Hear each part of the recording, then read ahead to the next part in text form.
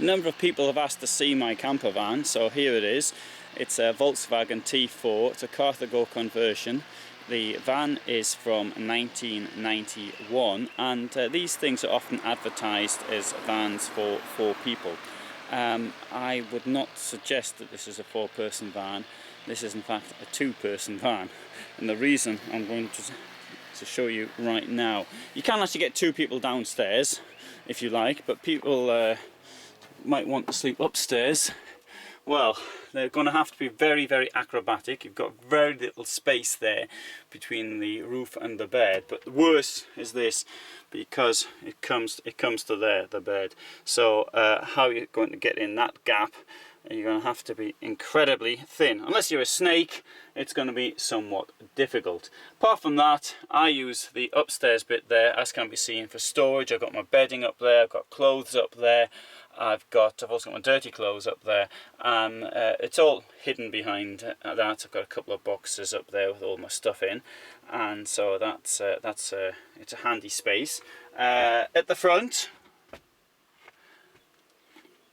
okay, it's a van, it's a normal van, as you'd expect. One of the problems is the position of the gear stick. This is on the T4 version and earlier versions. It would be much better if the gear stick was on the dash, as it is now, for example, on the T5.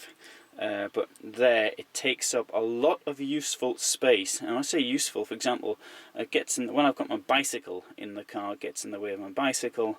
It's sometimes you've got to get in such a position so it doesn't bother changing gear and all the rest of it, which is a little bit difficult. If you're travelling by yourself, okay, you can carry a bicycle, but my former girlfriend said to me that I had to exchange her for the bicycle, which was the in-joke. Now I've got the bicycle back, so obviously she's gone. Anyway, which is a pity, because she was quite nice. But anyway, never mind. No accounting for taste, and obviously I wasn't hers. So what else have we got? We've got here the gas ring, the 2 gas rings there. We've got the water there. Now, in most vans, this bit here is the fridge. I don't use it as a fridge. I'm slightly worried about leaving the gas on when I start moving. That's one thing. Although I found another use for which I'll now show to you. That's where I keep my soap stuff, and my water heater. It's a solar heater. I'll show you in another film how that works, but it does actually work quite well. And that big black thing is my toilet. So the toilet's kept in the fridge, and I think that we camper vanners have to be very careful about our reputation and all the rest of it, not to leave rubbish lying around, and not to leave the contents of one's body lying around anywhere. So it goes in there. I've got it disinfected all the time, and then when there's a suitable place, I get rid of the contents. Of course, you can just nip into the forest and get rid of the contents, but if you do that, have a spade, bury it. I always bury, if I have to do any wild stuff, then I always bury it first. I always have a spade which is kept in the back. Let's have a quick look at the electricity. I'm going to do other films on this later, but the electricity supply, obviously it's 12 volts, and so I've got a couple of sockets there. So there's one which is now charging, and we've got a second one here. There's also a plug like that, a European plug. Inside there is an inverter. I've got 2 inverters from 240 up to 240 volts, and although I tend not to use them as they are not they're not efficient. So when I convert from 12 up to, for example, 19 to run the computer with, or what have you. For lighting, there's two sets of lights. There's one, and there's another one here behind me. But what I tend to use, again, is if I'm parked for a long time, I'll use a rechargeable battery, a chargeable light. There it is. It's now charging up, and that gives as much light as these other two do. And it takes a while to charge up, but now I know I'm going to move, so I'm charging it, and I prefer that one to using the fixed lights. When the bed comes out, there's not much space down there, as you may have seen in other films. Now, I also work in my van, and surprise, surprise, there's the table. The table comes out. There's a second table there as well. I tend not to use that at all, but that's really like a table for the captain's seat, which turns around there, the passenger seat, for somebody to sit there. Well, I've never actually used that. I only put it out just to see how it works. This table, I tend not to sit in it actually when I'm working. I sit in here when I'm eating sometimes. You're driving along the road, you just want to stop somewhere, and so I do that. But when I'm working, I actually pull the bed out and I put pillows behind, and I actually almost in a lying position. I find that very comfortable. I find it much more comfortable than sitting. Now, I had some problems with my back, and this was largely being in the office. I have a largely desk-bound way of working, and the effect, I did have problems with my back. I also had problems with my back because apart from what I do also is carrying things. And I find since sort of lying in that position and working, I just don't have problems at all. So that's something very, very positive. On the lighting front, I've got this other light here, and normally, obviously, I'd stick this light here out the window. It's a solar.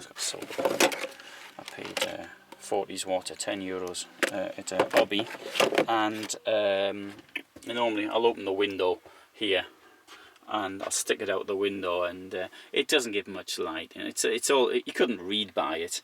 It's all right, sort of. You get in the evening, you've had a bit to drink or whatever, and you need to get your clothes off. I mean, it's all right for doing things like that. But other than that, not really. There's lots of storage here. You got obviously under the seats there's storage, got clothes. So at the back there's a very good sized boot. Storage above the cabin, and storage up here, which is excellent. I mentioned the fridge earlier. I do have a fridge in this car, although I tend not to use it very often. And it's I got the fridge came from Halfords in the UK. I paid, I think it was £45. I'm not certain. It might have been 55. Or something like that. I know I paid £20. The adapter, electric adapter, was £20, and the fridge, maybe 25, 35. I can't remember. Maybe 45. I just can't remember.